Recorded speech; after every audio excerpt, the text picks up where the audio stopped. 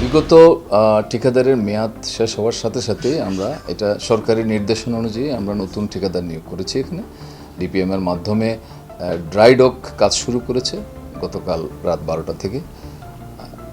ওখানকার যেই সিস্টেম যেটা ছিল, অপারেশনাল প্রসিজিওর যেটা ছিল, সব কিছুই আগের মতোই আছে এবং সাইপরটেকের যে স্টাফ অফিসিয়াল যারা ছিল তারা বর্তমানে ড্রাই ডকের কর্মকর্তা।